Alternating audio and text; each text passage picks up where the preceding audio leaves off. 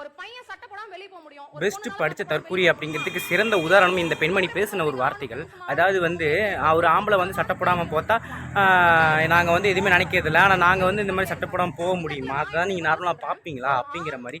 ஆணும் பெண்ணும் சமம் அப்படிங்கிறது வந்து வெறும் வாய் வார்த்தை அப்படின்னு சொல்கிறாங்க.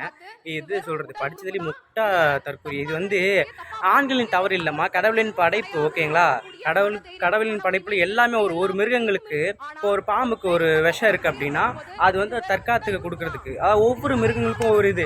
மனிதர்கள் என்னன்னா பெண்கள் மேலே ஒரு ஈர்ப்பு வருது, அது வந்து ஒவ்வொரு மைண்ட் செட்டை பொறுத்து. புரியுதுங்களா? அதாவது இந்த பெண்களை பார்த்து நான் உங்களுக்கு புரிகிற மாதிரி ஒன்று சொல்கிறேன். அதாவது ஒருத்தன் 3 நாள் 4 நாள் பசியில் இருக்கான், பட்னியில் இருக்கான், அவன்கிட்ட வந்து ஒரு பிரியாணி கொடுத்தா எப்படி அவதியாக சாப்பிடுவோமோ அதே மாதிரி தான் ஒரு ஆண் இத்தனை நாளாக ஒரு எல்லா ஆம்பளைங்களுக்கும் சரி வராமல் இருந்தால் அது வந்து வேற ஒரு அர்த்தம். ஆனால் எல்லா ஆம்பளைங்களுக்கும் இது மாதிரி வரும், காமங்கிற உணர்வு வரும்.